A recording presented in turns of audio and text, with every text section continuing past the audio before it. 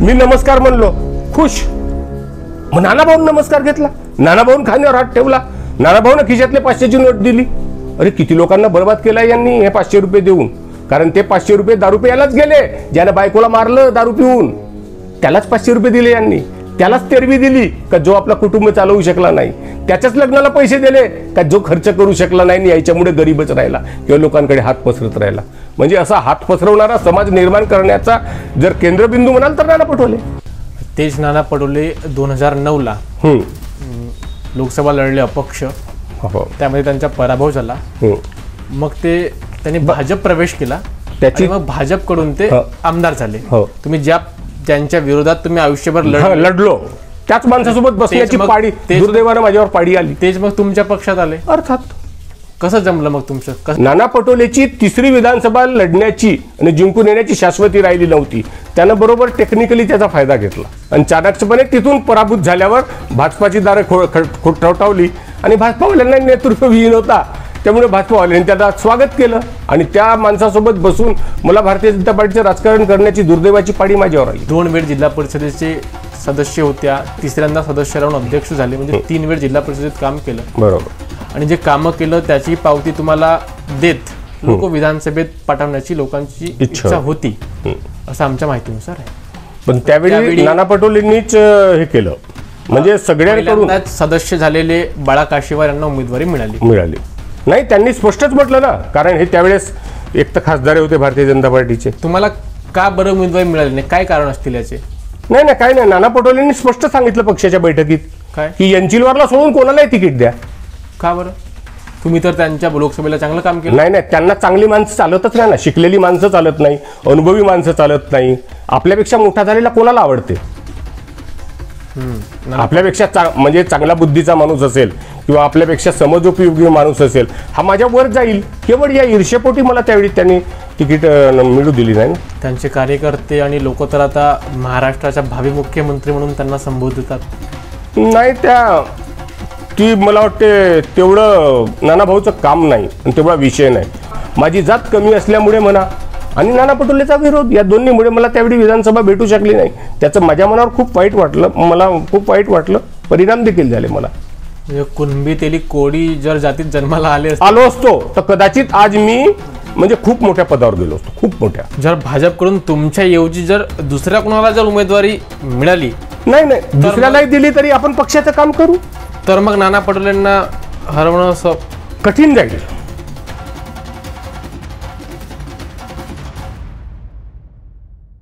नमस्कार, मी संघर्ष उकरे आणि आपण पाहतात झकास मराठी. झकास मराठीवर आपण नेहमी वेगवेगळ्या विषयांच्या तळागाळात जाऊन चर्चा करत असतो. आपल्या झकास मराठीच्या एक विशेष पॉप्युलर सो बैठक, ज्या बैठकीला आपण नेहमी वेगवेगळ्या क्षेत्रातील राजकारण्यांना बोलवून त्यांच्याशी आपण निगडीत विषयांशी चर्चा करत असतो. त्यामुळे आज आमच्या ह्या बैठकीमध्ये आपण एक विशेष पाहुणे आमंत्रित केले. आजच्या बैठकीला चर्चा करण्याकरिता आमच्यासोबत जिल्हा परिषद भंडाराचे माजी अध्यक्ष ॲडव्होकेट वसंत एंचिलवारजी आमच्यासोबत आहेत. साहेब, स्वागत आहे आपलं झकास मराठीवर. की भाजप हा जुन्या कार्यकर्त्यांना जोपासणारा पक्ष म्हणून संपूर्ण देशात ह्या पक्षाची ख्याती आहे. आपण 2 वेळ जिल्हा परिषदेचे सदस्य होते, तिसऱ्यांदा सदस्य झाली आणि अध्यक्षपद भूषवलं. म्हणजे 3 वेळ आपण जिल्हा परिषदेत काम केलं. मग आपली सुरुवात ही युवक राजकारणापासून झाली. आपण युवा मोर्चाचे तालुक्याचे अध्यक्ष असो, मग हळूहळू आपण राजकारणात आले. तर मग तो युवा मोर्चाचा अध्यक्ष ते मग जिल्हा परिषदेचा अध्यक्ष कसा गेला? कसा होता तो कार्यकाळ? कशी सुरुवात झाली ह्या राजकारणाला? मुळात आमच्या घरात कोणी राजकारणी नाही. बरं. मी शिक्षण घेत असताना संघाचं काम केलं. राष्ट्रीय स्वयंसेवक संघाचा मी मुख्य शिक्षक राहिलो 2 वर्ष. बरं. त्यानंतर शिक्षण घेत असताना मधल्या काळात गडचिरोली जिल्ह्याची दारूबंदी झाली. अच्छा. आणि गडचिरोली जिल्ह्याची दारूबंदी झाल्यामुळे आमचं गाव गडचिरोली जिल्हा आणि भंडारा जिल्ह्याच्या बॉर्डरला असल्यामुळे आमच्या गावातल्या दारू दुकानावर वळसा, ब्रह्मपुरी अशा भागातील सगळे चोर लुटेरे आमच्या गावात यायचे. दारू प्यायला यायचे. सोनीला आणि गावात धिंगाणे घालायचे. अरे अशा अनेक घटना घडल्या, मारामारीच्या घटना घडल्या, तलवारबाजीच्या घटना घडल्या. त्यामुळे मग आम्ही त्या गावातील सारे युवक एकत्र आलो, जे जे काही सुशिक्षित वर्ग होता आमचा. 1980-75च्या काळात नाही, 1986-87ची गोष्ट आहे ती. 87ची गोष्ट आहे, जेव्हा मी अवघा 20 वर्षाचा वगैरे असेल. बरं. त्या काळात मग आम्ही दारूबंदी कृती समितीची स्थापना केली. त्यानंतर एक युवकग्राम सुधार समिती म्हणून संस्था रजिस्टर्ड केली. आमचे महादेवजी माकडे अध्यक्ष, सगळे गावातील सुशिक्षित वर्ग आम्ही त्यावेळी त्या म्हणजे दारू विरुद्धच्या लढ्यामध्ये सक्रिय झालो. बरं. आणि 89 मध्ये मग जे प्रथम लोकसभा निवडणूक आली, प्रफुल्ल पटेल विरुद्ध महादेवराव शिवणकर, धनशक्ती विरुद्ध गरीब, अशी एक ती लढाई होती. आणि त्या निवडणुकीत मी भारतीय जनता पार्टीचं काम केलं.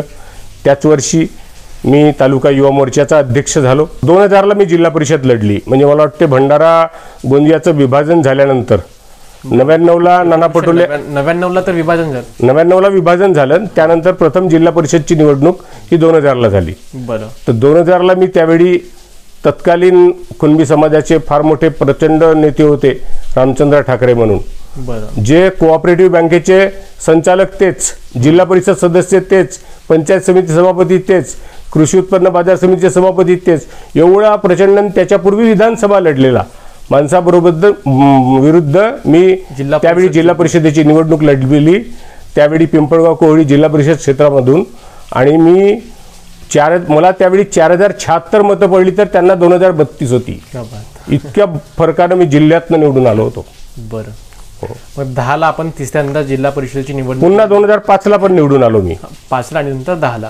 10ला आलो. म्हणजे माझी हॅट्रिक आहे जिल्हा परिषद सदस्य म्हणून निवडून येण्याची. बरं. मग 2009 पर्यंत नाना पटोले हे काँग्रेसमध्ये होते. हो. आणि आपण नाना पटोलेंच्या विरोधात नेहमी काम लढत आणि राहिलो. त्यांच्या विरोधात आपण लढलो, बरोबर. त्यांच्या पक्षाच्या विरोधात आपण लढलं. नाही, त्यांनी प्रकर्षानं, मी सांगतो की एक नाना पटोले म्हणून एक राजकारणी माणूस म्हणून, म्हणजे त्या माणसाबद्दल मला थोडंसं वाईट वाटतं. का बरं? नाना पटोलेंचं तर मी तुम्हाला जर त्यांची वस्तुस्थिती सांगेन, मी जेव्हा लाखांदूर जिल्हा परिषद क्षेत्राचा सदस्य होतो 2005ला, हां, त्यावेळी तहसील कार्यालयाच्या वॉल कंपाऊंडच्या भूमिपूजनाचा सोहळा होता. मी इथला पदसिद्ध जिल्हा परिषद सदस्य असल्यामुळे माझं किमान पत्रिकेत नाव, बरं पत्रिकेत नाव नाही तर तुम्ही कार्यक्रमाला तरी बोलवलं पाहिजे, ते देखील त्यावेळी बोलवण्याचं टाळलं बरं. नाना पटोलेनं. म्हणजे एक चांगला राजकारणी असा कधी करू शकत नाही. म्हणजे तो का म्हणू आपण त्याला, खुजा बुद्धीचा राजकारणी आहे असं माझं प्रांजळ मत आहे. एक अजून दुसरं उदाहरण देईन मी तुम्हाला, की ITIचं भूमिपूजन होतं. त्यावेळी देखील मी लाखांदूरचा जिल्हा परिषद सदस्य होतो. माझं नाव पत्रिकेत नाही, मला साधी पत्रिका देण्याचं टाळलं. मात्र इथला तालुका युवक काँग्रेसचा अध्यक्ष, जो कोणत्याही शासकीय पदावर नव्हता, त्याचं नाव पत्रिकेत. म्हणजे इतकं गलिच्छ राजकारण नाना पटोलेंनी आजपर्यंत केलं आहे. म्हणजे 2001 जो आमचा 89चा दारूबंदीचा लढा सोनीच्या लायसन्सच्या दारू दुकानाविरुद्ध जो सुरू होता, ते दारू दुकान आम्ही अक्षरशः त्यावेळी ग्रामसभेच्या शासनाच्या परिपत्रकानुसार ग्रामसभेच्या ठरावानिशी बंद पाडलं. बरं. गुप्त मतदान झालं, आडवी बाटली उभी बाटली म्हणून. त्याच्यामध्ये जवळपास आम्हाला 1800-1900 मतं पडली. 2300 मतामध्ये 100-200 मतं यांनी 500 रुपये मतं देऊन फोडण्याचा प्रयत्न केला. अनेक काँग्रेस नेते बसले माझ्या गावात, दारू दुकान सुरू राहिलं पाहिजे म्हणून 500 रुपये मतं वाटले. आडवी बाटली म्हणजे दारू बंद, उभी बाटली म्हणजे सुरू. तर याच्यासाठी गावकऱ्यांचं संपूर्ण मतदान झालं. त्यावेळी आमच्या गावाची लोकसंख्या मला वाटते 2200 किंवा 2300 असेल. तर त्यावेळी अक्षरशः काँग्रेसचे तालुक्यातले पूर्ण नेते दारू दुकान सुरू राहिली पाहिजे म्हणून 500 रुपये पर वोट वाटला यांनी. तरी त्या काळात 1897 काही मतं आमच्या दारू दुकान बंदच्या बाजूने पडली. ग्रामसभेचा ठराव पारित झाला. त्यानंतरही तत्कालीन काळात जे लोक काँग्रेस धार्जिणे होते, म्हणजे तत्कालीन जिल्हाधिकारी म्हणेन मी की राजन भवरे आणि तुबा देवतळे हे पोलीस अधीक्षक, यांनी इतक्या बदमाशा केल्या की ते दारू दुकान बंद झाल्यानंतर, सील लावल्यानंतर त्याला पोलीस बंदोबस्तात सुरू केलं. आणि त्याचा प्रचंड आंदोलन झाला आमच्या गावात. संपूर्ण गावकऱ्यांनी जाऊन ते दारू दुकान पेटवलं. माझ्या माहितीनुसार मग तुमच्यावर एट्रॉसिटी सुद्धा, माझ्यावर एट्रॉसिटीचा गुन्हा दाखल करण्यात आला. त्यावेळी ज्या बाईशी माझा कधी झगडा झाला नाही, ते बाई माझ्या घरासमोरून जाऊन एन्चिलवारनी मला घाण शिव्या दिल्या अशा म्हणून रिपोर्ट दिली. माझ्यावर एट्रॉसिटीचा गुन्हा दाखल झाला. अक्षरशः बरं मी हे सन 2002ची गोष्ट आहे बरं आणि त्या 2002च्या घटनेमध्ये अक्षरशः मी 14 दिवस 15 दिवस फरार राहिलो. दररोज पेपरचे रकाने रंगून येत होते. एका पोलीस स्टेशनला काय 4 पोलीस स्टेशनला मला पकडण्याचे आदेश देण्यात आले होते, जसं काही मी फार मोठा गुन्हेगार होतो. गुन्हा काय तुमचं दारू दुकान? हां, दारू दुकान आणि संपूर्ण तालुक्यात दारूबंदी समिती स्थापन केली होती मी. अक्षरशः लोकांना त्यांच्या अधिकारांची जाणीव करून दिली होती की आज सामान्य म्हणजे ग्रामीण भागातलं दारिद्र्याचं मूळ कारण जर असेल तर दारू. लाखांदूर तालुक्यासारखा विकसित तालुका कोणताही नाही, जगाच्या पाठीवर नाही, असं माझं प्रांजळ मत आहे. कसं? इतकं सिंचन कुठंच नाही आहे. म्हणजे लाखांदूर तालुक्याचा तुम्ही अर्धा भाग जर गृहीत धरले तर इटियाडोहाच्या पाण्याचं सिंचन आहे इथल्या शेतीला. बरोबर. आणि याच्या पलीकडचा नदी पलीकडचा जर भाग पकडले तुम्ही तर मला वाटते इतकं कृषी पंपाचं नेट कुठंच नाही आहे, जगाच्या पाठीवर नाही आहे. म्हणजे मी एकदा त्याचा सर्वे केला होता की विरलीला सेंटर मानून जर 10 किलोमीटरच्या रेडियसमध्ये कृषी पंपांचा जर अभ्यास केला तर त्यावेळी 32,000 पंप होते. बापरे. हे नेट मला वाटते जगाच्या पाठीवर कॅलिफोर्नियात नसेल. इतकी तालुका लाखांदूर तालुक्याची स्थिती वाईट आहे, म्हणजे अत्यंत चांगली आहे, सिंचन असो शेतीच्या बाबतीत असो. परंतु राजकारण्यांनी या तालुक्याला अत्यंत वाईट केलं, घाण केलं, केवळ दारू आणि सट्टा. आपला उद्देश समाजाला दारूमुक्त करायचा किंवा व्यसनमुक्त करायचा, समाज चांगला झाला पाहिजे हा उद्देश होता. पण या राजकारण्यांनी केवळ त्यांच्या म्हणजे क्षुल्लक राजकारणापोटी मी माझ्या बापाला गमावून बसलो आहे असं वाटतं.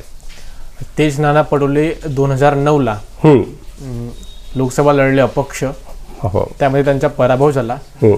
मग त्यांनी भाजप प्रवेश केला आणि मग भाजपकडून ते आमदार झाले. तुम्ही ज्यांच्या विरोधात तुम्ही आयुष्यभर लढलो त्याच माणसासोबत बसण्याची पाडी दुर्दैवानं माझ्यावर पाडी आली. तेच मग तुमच्या पक्षात आले. अर्थात. कसं जमलं मग तुमचं? कसं? आता मला चालवावं लागलं ना, माझ्यावर ते दुर्दैव आलं. पक्षाचा निर्णय होता, पक्षाने घेतलं. कारण तत्कालीन काळात काही भाजपच्या लोकांनी जाणून बुजून प्रफुल्ल पटेलशी त्यावेळी हातमिळवणी करून म्हणा किंवा कसंही करून म्हणा शिशुपाल पटले यांची जमानत जप्त झाली. त्यामुळे भाजपा नेतृत्वविहीन झाली भंडारा जिल्ह्यामध्ये, असा कांगावा केला गेला. त्याचा परिणाम नाना पटोलेला प्रवेश देण्यात आला. जेव्हा की नाना पटोलेची 3री विधानसभा लढण्याची आणि जिंकून येण्याची शाश्वती राहिली नव्हती, त्यानं बरोबर टेक्निकली त्याचा फायदा घेतला. म्हणजे 2दा आमदार राहिल्यामुळे 3ऱ्यांदा आमदार निवडून येण्याची त्याची शाश्वती राहिली नव्हती हे त्याला कळलं. त्यानं चाणाक्षपणा ते हेरलं. त्यानं चाणाक्षपणे ती लोकसभा लढली आणि चाणाक्षपणे तिथून पराभूत झाल्यावर भाजपाची दारं ठवठावली आणि भाजपावाल्यांना नेतृत्वविहीन होता, त्यामुळे भाजपावाल्यांनी त्याला स्वागत केलं आणि त्या माणसासोबत बसून मला भारतीय जनता पार्टीचं राजकारण करण्याची दुर्दैवाची पाडी माझ्यावर आली. त्याच दरम्यान तर तुम्ही मग जिल्हा परिषदेचे अध्यक्ष पण झालो. तर अध्यक्ष बनण्याच्या वेळी देखील नाना पटोलेंनी पूर्णपणे विरोध केला होता. इव्हन चरण वाघमारेंनी त्यावेळेस अध्यक्ष झालो हे डिक्लेअर करून फटाके आणले होते. पण वेळेवर आमच्या पक्षाच्या नेतृत्वांनी ती मला संधी दिली आणि मला जिल्हा परिषदेचा अध्यक्ष म्हणून कामकाज करता आलं. बरं. मग तुम्ही 10 ते 2013 पर्यंत जिल्हा परिषदेचे अध्यक्ष होते. पुन्हा 2014ला लोकसभा निवडणुका आल्या. हो. आणि तेच नाना पटोले त्याच प्रफुल्ल पटेलांच्या विरोधात लोकसभा लढले आणि जिंकून आले. तुम्ही त्यावेळी मग तुमचं सपोर्ट होता नाना पटोलेला? नाही, मी त्यावेळेस माझी 2014ला विधान म्हणजे लोकसभा निवडून आणेपर्यंत माझ्यावर पूर्ण जबाबदारी होती. मी साकोली विधानसभेचा प्रमुख होतो त्यावेळी. नाना पटोलेंना लोकसभेला निवडून आणण्यात माझी पूर्ण ताकद आणि माझा पूर्ण वेळ मी त्यावेळी दिला. त्यांनी तुमच्याशी तसं केलं, मग तुम्ही त्यांच्याशी काही नाही केलं ना तसं? नाही, मी चांगलं वागण्याचा प्रयत्न केला. बरं. मग लोकसभा ते जिंकून आले आणि साकोली विधानसभेतील जनतेच्या मनात होणारा विधानसभेचा उमेदवार भाजपकडून त्याच्या नावाच्या चर्चा सुरू झाल्या. त्यामध्ये आपण जेव्हा मागचा इतिहास पाहिला तर अनेकांच्या भाजपच्या जुन्या कार्यकर्त्यांच्या मनामध्ये ॲडव्होकेट वसंतराव एंचिलवार यांना 2014ची विधानसभेची निवडणूक मिळावी असं म्हणत होतं. नक्की होतं, लोकांना वाटत होतं. 2 वेळ जिल्हा परिषदेचे सदस्य होत्या, 3ऱ्यांदा सदस्य राहून अध्यक्ष झाले, म्हणजे 3 वेळ जिल्हा परिषदेत काम केलं. बरोबर. आणि जे कामं केलं त्याची पावती तुम्हाला देत लोक विधानसभेत पाठवण्याची लोकांची इच्छा होती असं आमच्या माहितीनुसार आहे.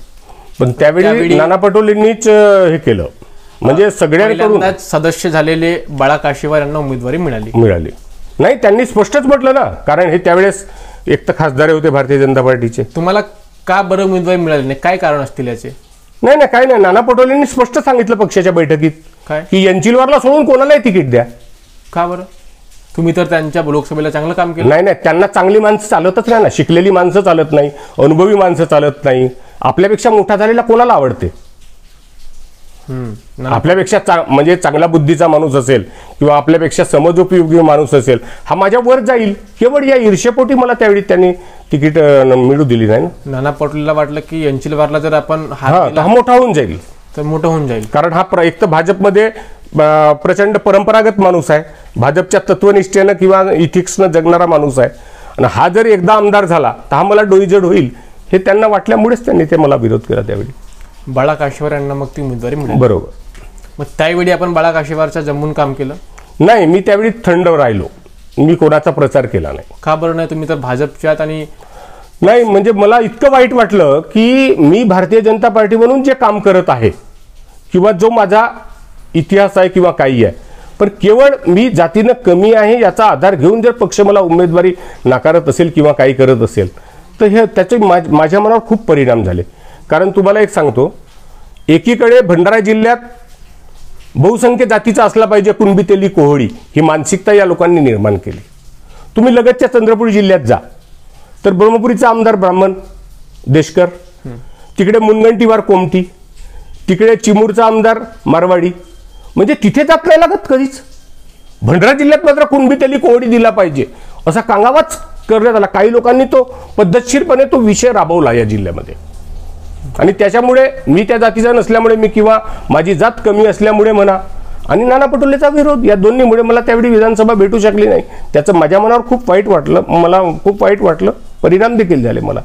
म्हणजे कुणबी तेली कोळी जर जातीत जन्माला आलो असतो तर कदाचित आज मी म्हणजे खूप मोठ्या पदावर गेलो असतो, खूप मोठ्या. जातीचा परिणाम. कारण मी राजकारणात जे काम केलेलं आहे, माझं जे काम आहे निष्पृह आहे. सामान्य माणसाला कधी पैसा लागू न देणे, प्रशासनावर माझं वजन, भ्रष्टाचारावर म्हणजे भ्रष्टाचाराविरुद्ध काम करणे, हे जे माझे काही गुण होते.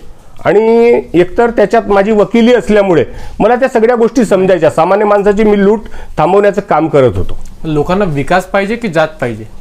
लोकांना आता सगळं समजतं. नाही, लोकांना विकास पाहिजे, पण ह्या नेत्यांना जे मधले नेते असतात ना त्यांचे स्वार्थ असतात ना दडलेले.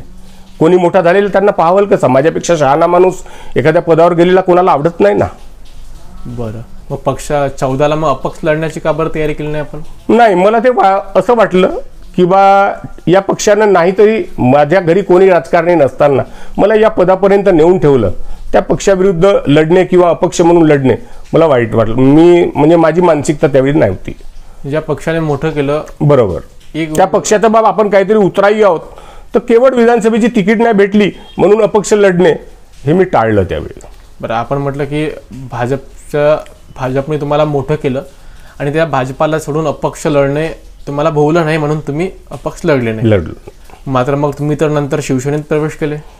त्याचं कारण असं झालं की नाना पटोले जिल्हाध्यक्ष असताना यांनी जवळपास, मी जिल्हा परिषदेचा म्हणजे 2.5 वर्षाचा पूर्ण कार्यकाल होता ना माझा जिल्हा परिषद सदस्य म्हणून, 2.5 वर्षात तारिक कुरेशी आणि नाना पटोले हे दोघांनी मिळून मला बैठकीलाच बोलवलं नाही. सगळ्या 2 वर्ष मी अनेक नेत्यांकडे जाऊन आलो, पहा मला बैठकीला बोल. जिल्हा परिषदेचे माजी अध्यक्ष असतानाही मला पक्षाच्या बैठकीला बोलण्याचं टाळलं पूर्ण.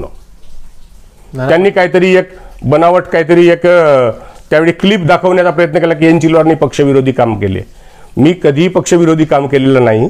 कारण त्यावेळी काय झालं होतं की बहुधा आमच्या तालुक्यामध्ये असं समज आहे आमचा की झाडे कुणबी समाजाचे काही लोकांना तपासण्यासाठी मी त्यांना फोन केला होता, काही कार्यकर्त्यांच्या आग्रहाखातर.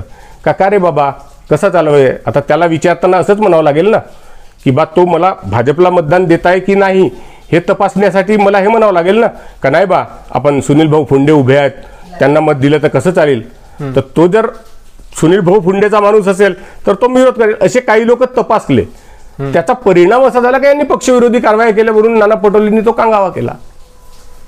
मग आपण शिवसेनेत गेले. शिवसेनेत गेलो आणि शिवसेनेतून जिल्हा परिषद लढली आणि त्यात पराभव झाला. बरं, मग आता पुन्हा मग नाना पटोले जेव्हा भाजपमधून काँग्रेसमध्ये गेले तेव्हा मी लगेच गडकरी साहेबांच्या म्हणण्यानुसार मग मी शेवटी भारतीय जनता पार्टीत आलो. तुमच्या विरोधात फक्त नाना पटोलेलाच होतं. बस त्या माणसानं म्हणजे आपलं राजकीय जीवन, माझं राजकीय जीवन जे फलू दिलं नाही त्याला जबाबदारच नाना पटोले आहेत. नाना पटोले बिलकुल. त्यांचे कार्यकर्ते आणि लोक तर आता महाराष्ट्राच्या भावी मुख्यमंत्री म्हणून त्यांना संबोधतात. नाही, ती मला वाटते तेवढं नानाभाऊचं काम नाही आणि तेवढा विषय नाही. कारण यांच्याबरोबर जर बोलायचं झालं तुम्हाला, काय साकोलीत म्हणजे ते 4 वेळ आमदार, हो, एक वेळ भंडारा गोंदियाचं बरोबर खासदार. कसा राहिला त्यांच्या म्हणजे हा 25 वर्षाचा जवळपास राज्य त्यांचा कारभार? त्या माणसाला प्रशासन समजत नाही असं माझं प्रांजळ मत आहे. कसं प्रशासन समजतच नाही. कसं म्हणजे मी साधे तुम्हाला उदाहरण देईन. डीपीडीसीच्या बैठकीत वगैरे कधी बसायचो आपण, हां तर जर आपण कधी प्रोसिडिंगनुसार विषय घेतो की या विषयानुसार घ्यायचं, तर यांचं कधीच ते चालायचं नाही. यांचा मध्येच जिल्हा टंचाईग्रस्त घोषित झाला पाहिजे, जिल्ह्यातली वीज बिलं माफ झाली पाहिजेत, कर्जमुक्ती झाली पाहिजे.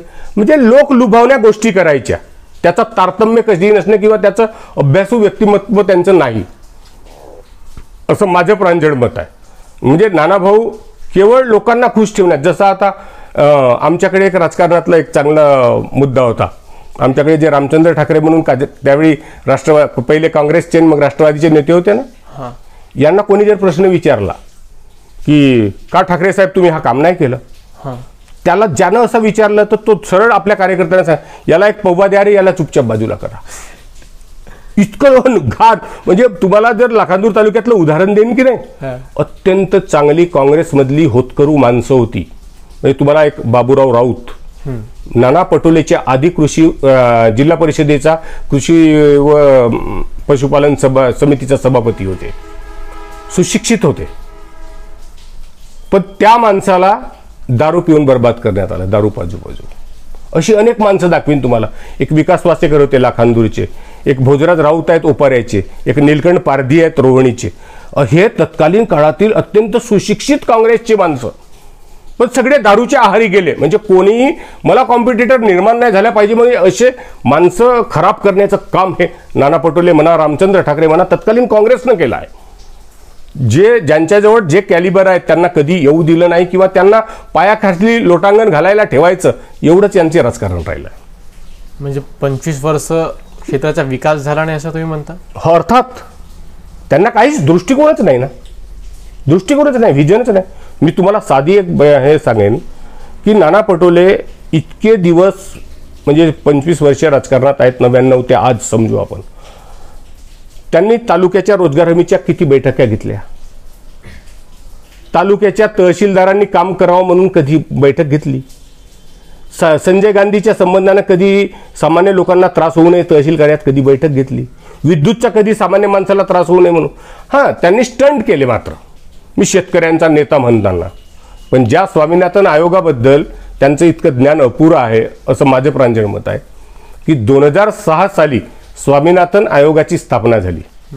स्वामीनाथन आयोगाच्या शिफारसी त्यांच्याच काळात आल्या, मनमोहन सिंग पंतप्रधान होते. बरोबर. कोण नाही लागू केल्या स्वामीनाथन आयोगाच्या शिफारसी? भाजपनं. म्हणजे हे स्वतःला शेतकऱ्यांचे कैवारी समजतात. स्वामीनाथन आयोगाची अंमलबजावणी करण्यास कोणा कसूर केला आहे? हे आमदार होते ना त्यावेळी, आणि आज स्वतःला शेतकऱ्याचे नेते. एक पेंडी जाळली विधानसभेच्या पुढं, म्हणजे स्टंट करून काहीतरी करण्याचा प्रयत्न करणे हाच त्यांचा उद्योग आहे.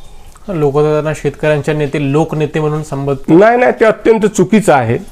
कारण मी पाहिलंय, एकतर तुम्ही लोकनेते म्हणाल तर आदरणीय नरेंद्रजी मोदीकडे पाहिलं पाहिजे. मी त्यांचा एक चांगला मुद्दा सांगतो तुम्हाला. त्यांनी 2014 मध्ये जनतेला जे आश्वासन दिलं होतं की उत्पादन खर्चावर आधारित 1.5 भाव आम्ही देऊ, याची घोषणा करताना त्यांनी त्याची अंमलबजावणी कशी केली त्याचं एक चांगलं उदाहरण मी तुम्हाला देऊ शकतो. तत्कालीन केंद्रीय कृषी मूल्य निर्धारण आयोगाचे अध्यक्ष होते माननीय पाशा पटेल. ते पाशा पटेल माझे चांगले मित्र असल्यामुळे त्यांनी एकदा मला फोन केला की म्हणे आपल्याला नरेंद्रजी मोदी साहेबांच्या म्हणण्यानुसार धानाला उत्पादन खर्चावर आधारित भाव देण्याची एक तरतूद करायची. तर त्यासाठी का करता येईल? मी म्हटलं एक ग्रामसभा घ्या. मी माझ्या गावात बोलवतो ग्रामसभा. माझ्या गावाला सोनीला 2015-16 मध्ये ग्रामसभा झाली, फार मोठी, संपूर्ण गाव त्यामध्ये हजर होता. त्या ठिकाणी सगळ्यांना विचारून धानाची पेरणी करताना बिजाईचा खर्च, त्याच्यावर खताचा खर्च, रोवण्याचा खर्च, नांगरणीचा खर्च, हे सगळे गृहीत धरून त्यावेळी आम्ही तत्कालीन रेट काढला होता आणि 1 क्विंटल धानाच्या उत्पादन खर्च हा 1200 आहे असं त्यावेळी गृहीत धरण्यात आलं. पूर्ण केंद्र सरकारची मंडळी आली होती सोनीला. बरं, तुम्हाला तुमच्या माहिती, कोणालाही माहीत नसेल या विषय हा.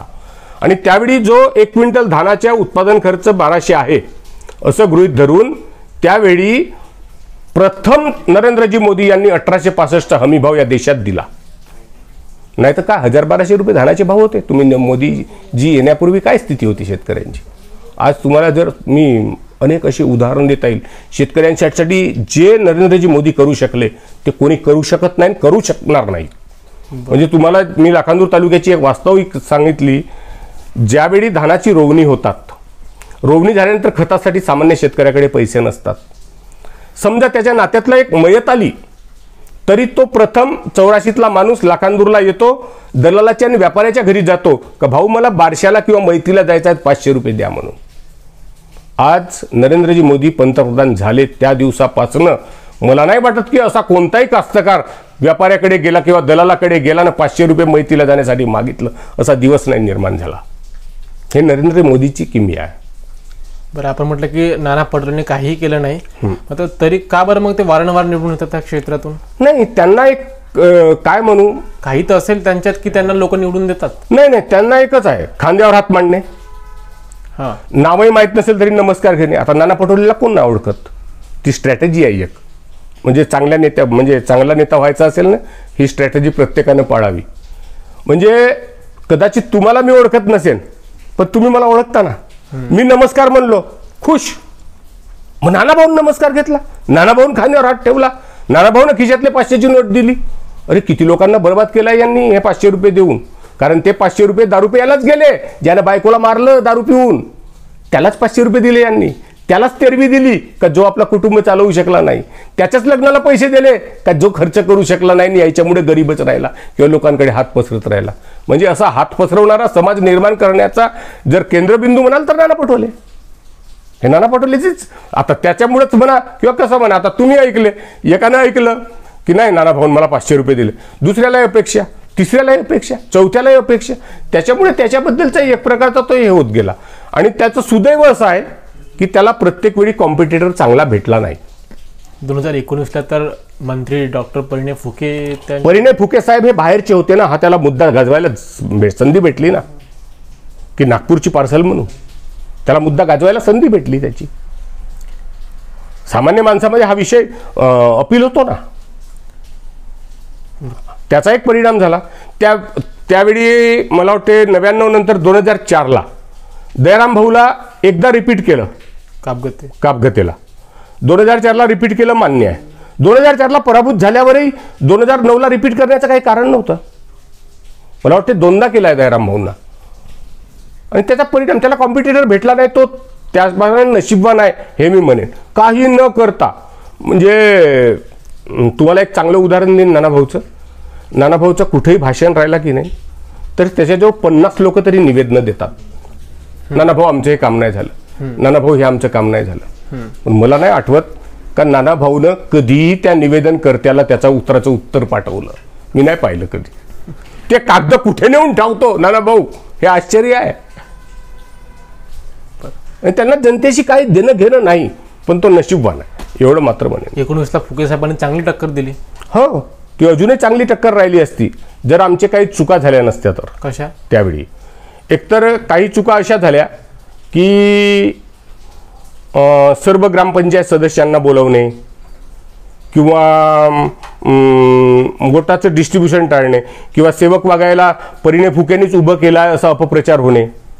हे असे अनेक परिणाम झाले की ते डिस्ट्रीब्युशन नाही होऊ शकलं आणि त्यामुळे फुके साहेबांना पराभूत व्हावं लागलं. आणि ती घटना देखील त्यांच्या पुतण्याला मारले म्हणून, जेव्हा की त्या पुतण्याला त्यांनीच स्वतः त्यांच्या कार्यालयाकडे जाणून बुजून पाठवलं, जाणून बुजून तो सगळा प्रकार केला आणि मग रडू मत मागितली. त्यामुळे आता फुके साहेबांचा म्हणजे दुर्दैवानं पराभव झाला त्यावेळी.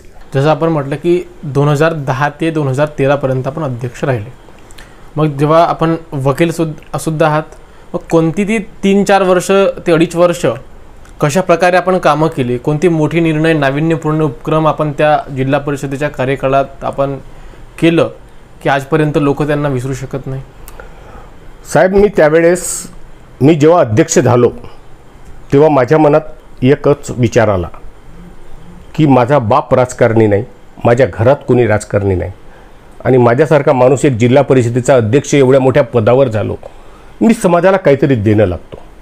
आणि त्याचा परिणाम माझ्या मनात सुरुवातीपासूनच अशी होती की मी आजूबाजूला खेड्यापाड्यात पाहिलेला आहे, कोणाचाही पुंजना जळतो, बरोबर. 4 महिने तो धानाची जोपासना करतो, खत मारतो, मजूर लावतो, खर्च करतो आणि त्याचा पुंजना एका दिवशी जळून जातो. त्याला कोणत्याही योजनेतनं 1 रुपया भेटत नाही. त्याला मी काहीतरी दिलो पाहिजे हा मी प्रयत्न केला. त्याचा परिणाम मी कोणाचाही पुंजना जळू त्याला 5,000 रुपये देण्याची योजना सुरू केली होती. बरं.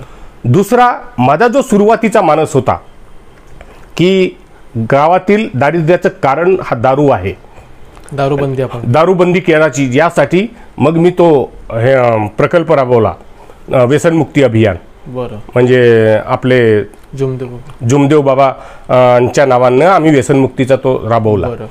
तिसरी गोष्ट माझ्या लक्षात अशी आली की जिल्हा परिषदेच्या अनेक योजना आहेत, पण त्याचा लाभ सामान्य माणसाला भेटतच नाही. कारण अज्ञान. समाजात असे काही माणसं आहेत का जे दलाल म्हणून काम करतात, सगळ्या योजना त्याच्याच घरी, असे अनेक माणसं आहेत. का? कारण इतर अज्ञानी आहेत म्हणून. आणि मग सर्वसामान्य माणसाला सगळ्या योजनांची माहिती झाली पाहिजे म्हणून मी जिल्हा परिषद अध्यक्ष असताना माझी पूर्ण जिल्हा परिषद, माझ्या पूर्ण सभापतीसह, माझ्या पूर्ण अधिकाऱ्यासह जिल्हा परिषद आपल्या दारी या उपक्रमामध्ये प्रत्येक गावोगावी गेलो आणि सर्व योजनांचं पुस्तक वाटून लोकांना वाटलं. बरं. त्याचा परिणाम सर्वसामान्य माणसांना त्या योजना समजल्या. आज या योजनांचा लाभ घेण्यामध्ये जे हे होत आहे तो म्हणजे त्याच्यात माझा काहीतरी वाटा आहे. दुसरं एक सांगतो की जसे जिल्हा परिषदेचे पैसे, मुद्रांक शुल्क वगैरे अशा अनेक माध्यमातून जिल्हा परिषदेचा उत्पन्न आहे, परंतु हे अनेक वर्षापासून मिळतच नव्हते. त्या दृष्टीने मी फार मोठे प्रयत्न केले, ते प्रयत्न आले. तिसरा प्रयत्न एक केला की अध्यक्षाला ॲम्बेसिडर गाडी पेट्रोलची, तिचा ॲव्हरेज किती? 6चा. सभापतीला ॲम्बेसिडर गाडी ॲव्हरेज किती? 10-15चा. म्हणजे याच्यात जिल्हा परिषदेचा इतका पैसा त्या वाहनाच्या देखभालीवर खर्च होत होता. मी पहिला माणूस असेल जिल्हा परिषदेचा अध्यक्ष की तत्कालीन सगळ्या पेट्रोलच्या गाड्या बंद केल्या आणि टाटाच्या त्या ECSच्या गाड्या त्यावेळी खरेदी केल्या. म्हणजे ज्याचा 18-19 ॲव्हरेज राहते. तुम्ही घसाऱ्यामध्ये वगैरे याच्यामध्ये जिल्हा परिषदेत जे उत्पन्न वाढलं, मग त्याच्यातून मग मी ह्या 2-3 योजना, जे पुंजना जळला त्याला 5,000 देण्याचं काम, किंवा कोणीही कसाही अपघातानं मरो. अनेक वेळा पाहिलं आपण समाजात, एखादा माणूस रस्त्याने जात आहे, शेतावरून येत आहे, कोणतरी गाडी येते त्याला ठोकून जाते, त्या गाडीचा पत्ता नाही चालत, त्याचं कुटुंब रस्त्यावर येतं, त्याला काही नाही पण त्याला 10,000 देऊ शकलो पाहिजे. ज्याचा अपघाती मृत्यू होईल त्याला 10,000 देण्याचा प्रयत्न केला. शाळेतल्या विद्यार्थ्यांना त्यावेळेस पैसे देण्याचा प्रयत्न केला. आम्ही पालांदूरच्या शाळेत एक आग लागली होती, काही मुलींना इजा झाल्या होत्या, त्या सगळ्या मुलींना त्यावेळी आम्ही पैसे दिले होते. म्हणजे काहीतरी आपण समाजाला चांगलं देऊ शकलो पाहिजे. दुसरं एक, त्या 3054ची केस, एक 3054चा जो स्टेट गव्हर्नमेंटचा जो एक फंड असतो DPDC मध्ये, त्या 3054च्या फंडचा तत्कालीन आमदार खासदार हे दुरुपयोग करायचे. आमचा फंड आहे म्हणून त्याची कामं तेच सुचवायचे, हे माझ्या लक्षात आलं. आणि मग मी चरण वाघमारे माझा सभापती असताना त्याला ते पिटिशन दाखल करायला लावली की 3054चा नियोजन हा जिल्हा परिषद करेल. आणि त्याच काळात त्याचा परिणाम असा झाला, तुम्हाला सांगतो, संपूर्ण भंडारा जिल्ह्यात नव्हे महाराष्ट्रातही पाहाल तुम्ही तरी आजही असेल म्हणा हा दुरुपयोग. महाराष्ट्रातही आज तुम्ही पाहाल तर अनेक ग्रामपंचायती भवनं अशा डुकर खोपड्या आहेत, 10 लोक बसू शकत नाही अशा ग्रामपंचायतीचे भवन होती. मी जिल्हा परिषद अध्यक्ष असताना त्या जनसुविधा योजनेचं जे नियोजन जिल्हा परिषद करू शकली वार्षिक योजनांमध्ये, त्याचा परिणाम असा झाला की आज भंडारा जिल्ह्यातली कोणतीही ग्रामपंचायतची भवन पाहाल तुम्ही तर तुम्हाला एकटेच चांगली दिसेल. 10-11 लोक बसतील, सचिवाचा कक्ष अलग, सरपंचाचा कक्ष अलग, बैठकीचा कक्ष अलग. ही आज सगळी जी ग्रामपंचायत दिसते, ग्रामपंचायत भवन बांधण्यात आले, ती माझ्या प्रयत्नातून झालेली आहे. त्याचा एक मी अशी वरीयता यादी पण बनवली होती. बरं. वरीयता यादी कशी बनवली होती? गावाच्या लोकसंख्येनुसार कोणत्या गावाला कोणत्या वर्षी ग्रामपंचायत पडेल, कोणत्या चोराकडे जाऊन कोणाला पैसे द्यायची माझ्या ग्रामपंचायतचा नंबर लावून म्हणण्याची गरज नव्हती. मी इतकं त्या 5 वर्षाची लिस्टच बनवून टाकली होती आणि त्याप्रमाणे सर्व आज ग्रामपंचायतीचे भवनं झालेली आहेत. तुम्हाला सांगतो, अजून जिल्हा परिषद शाळांना आवार भिंतीला पैसे नव्हते भेटत. ते आवार भिंती मी अध्यक्ष असतानाच मला वाटते जवळपास 700 ते 800 जिल्हा परिषद शाळांना आवार भिंती केलेल्या आहेत माझ्या 2.5 वर्षाच्या काळात. मी म्हणजे एकट्या लाखांदूर तालुक्यात मला वाटते 32 का 33 झाल्या होत्या त्यावेळी आवार भिंती. नाही तर अनेक शाळांना म्हणजे जिल्हा परिषदेच्या जागा खूप आहे पण त्याच्यावर लोकांचं अतिक्रमण आहे किंवा त्या मुलांना संरक्षण नाही. ती आवार भिंत मग मी त्या माध्यमातून केली. सर्व शिक्षा अभियानाच्या शाळा खोल्या, याच्यामध्ये नेहमी CO मध्ये आमचे भांडणं व्हायचे. CO म्हणायचे का मी पॉवरफुल. मग मी त्यांना म्हटलं की तुम्ही याच्यावर मार्गदर्शन मागवा शासनाकडे, कारण त्याच्यात जी बांधकाम उपसमिती आहे त्याचा पदसिद्ध अध्यक्ष जिल्हा परिषदेचे अध्यक्ष आहे. नियोजन तुम्ही कसे करणार. शेवटी त्याचा नियोजन मी 1 वर्ष थांबलो. 1 वर्षानंतर पूर्ण नियोजन केला आणि आज भंडारा जिल्ह्यातल्या सगळ्या शाळा ज्या सुस्थितीत दिसत असतील ती देण मी दिलेली आहे या जिल्ह्याला. अशी अनेक कामं सांगता येतील. म्हणजे मी लोक वेळेवर आले पाहिजेत त्याचा एक परिणाम चांगला केला होतो. 10 वाजे बिलकुल जिल्हा परिषदेच्या गेटवर जाऊन बसायचा आणि सगळ्यांची हजेरी लिहायचा. 2 वेळा मला CO भेटल्या. मी त्याची वरिष्ठांना माहिती दिली होती. म्हणजे प्रशासन चांगलं करण्याचं काम केलं. राजीव मित्तल कलेक्टर होते. एकदा मी चिठ्ठी पाठवून प्रवेश घ्यायला गेलो, त्यांनी प्रवेश नाही दिला. अक्षरशः दाराला लाथ मारली. त्यावेळेस त्यांचा सुरक्षा रक्षक माझ्या अंगावर आला. मी तुम्हाला अंदरच मारूशील म्हटलं, याच्या पलीकडे काय नाही करू शकत. पण मी जनता आहे, याला पगार भेटते तो जनतेच्या ह्याच्यावर भेटते. हे नोकर आहेत, आम्ही मालक आहोत, जनता आहोत. हा त्यावेळी तुकाराम दादाचा उदाहरण त्यावेळेस मी दिला होता आणि पत्रकार परिषद घेऊन त्यावेळेस आरोप केले होते. पण मग सगळे मग आलवेल झालं. अधिकारी आल्यावर थोडंसं नायकची भूमिका आपण केली. बिलकुल बिलकुल ते केलं आहे मी, अनेक घटनेमध्ये केलेलं आहे तुम्हाला सांगतो. म्हणजे कुठंतरी हे झालं पाहिजे. आज सगळे राजकारणी केवळ स्वार्थ, आपला पैसा कमावणे, ठेकेदार, त्याच्या भोवताल ठेकेदार, याच्या पलीकडे काही नाही. राजकारणी माणूस ही जी व्यवस्था दुरुस्त करू शकतो, ही व्यवस्था दुरुस्त झाली पाहिजे. बाबासाहेबांना अभिप्रेत असलेल्या संविधानाच्या आधारानं ही व्यवस्था चांगली झाली पाहिजे.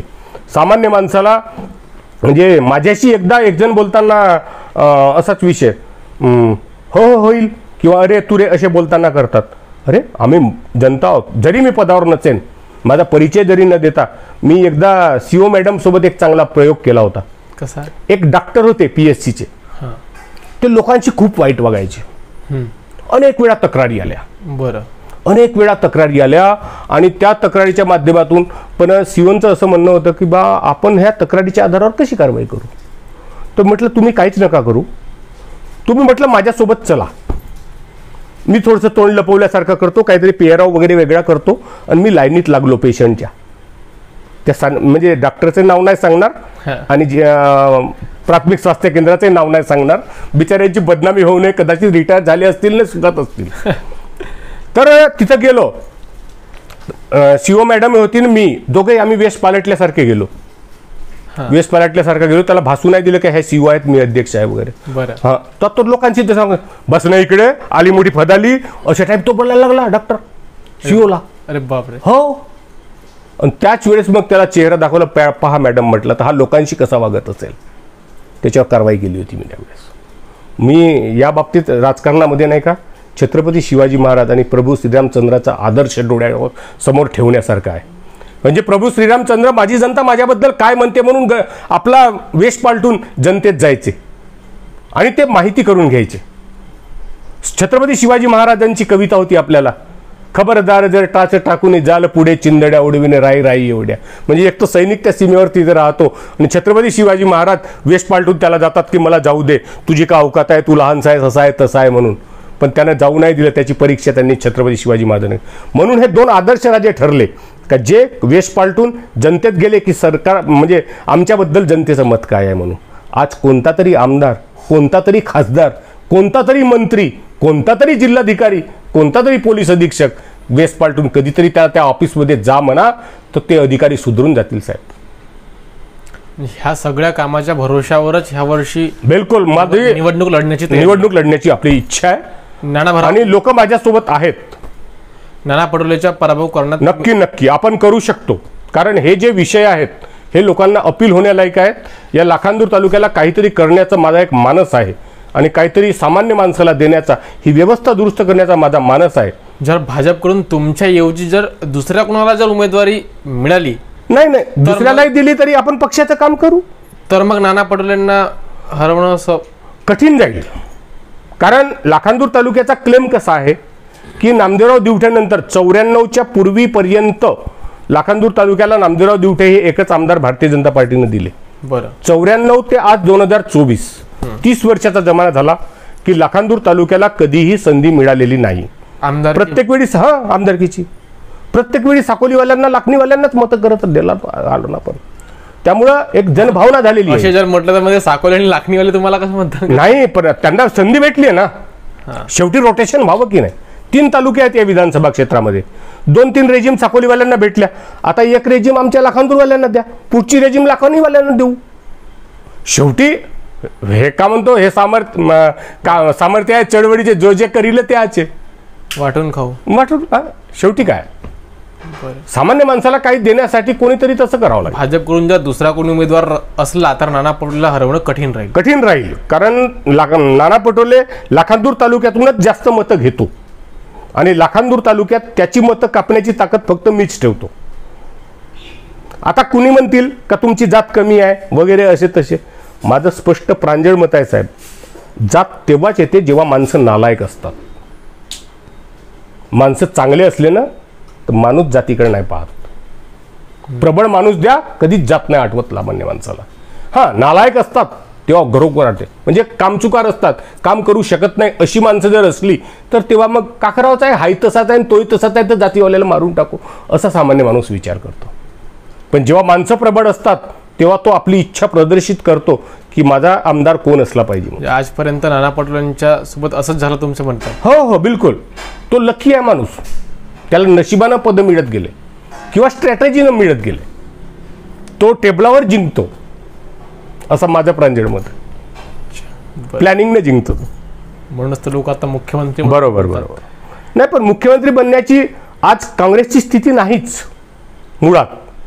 जर हे 3 पक्षाचं कडबोळं जर धरून लढतो म्हणाले तर काँग्रेसच्या वाट्याला किती येतील हो? किती येतील? 288 पैकी जर आपण विचार केला. इकडे तर 3 पक्ष आहेत ना. इथे 3 पक्ष आहेत, पण इथली स्थिती कशी आहे? भाजप हा मोठा भाऊ आहे, तिथं काँग्रेस मोठा भाऊ आहे नाही आहे, तिथं शिवसेना मोठा भाऊ आहे की नाही? उद्धव ठाकरेला माझ्या माहितीप्रमाणे यांच्यापेक्षा डबल सीटर राहतील,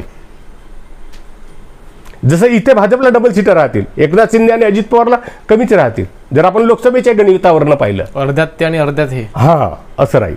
तर अशा स्थितीत काँग्रेसचा मुख्यमंत्री होणे नाही, ते काँग्रेसने स्वप्न पाहू नये, इव्हन नानाभाऊने स्वप्न पाहू नये असं माझं प्रांजळ मत आहे. बरं, इकडे तर आता नानाभाऊला मुख्यमंत्री बनायचे म्हणून काँग्रेसला मतदान करा असं सुद्धा आम्ही ऐकतो. नाही, असं होईलही, त्याचा वापर करतीलही. लोकसभेतही त्याचा वापर त्यांनी केला आहे, पण अशा भूलतापांना जनता तेवढी बळी पडणार नाही. जनता सुज्ञ आहे आणि जनता ओळखून मतदान करेल एवढं मला वाटते. बरं, खूप धन्यवाद साहेब आम्हाला वेळ आणि मुलाखत दिल्याबद्दल. तर हे होते भंडारा जिल्हा परिषदेचे माजी अध्यक्ष ॲडव्होकेट वसंतराव वेंचिलवारजी. आपण याची मुलाखत शेवटपर्यंत पाहिली आणि आपण झकास मराठीला ज्याप्रमाणे प्रतिसाद देत आहात त्यामुळे आपण सुद्धा नवनवीन वेगवेगळ्या प्रकारचे क्षेत्रात जाऊन वेगवेगळ्या लोकांशी चर्चा, त्यांचं राजकारण आणि कशा प्रकारे शेवटी या समाजाला एक वेगळी माहिती देता येईल याकरिता सुद्धा आमचा प्रयत्न हे कटिबद्ध आहे. आजची व्हिडिओ, आजची मुलाखत आपण शेवटपर्यंत पाहिली त्याबद्दल सुद्धा सर्व प्रेक्षकांच्या मनापासून आभार. खूप खूप धन्यवाद.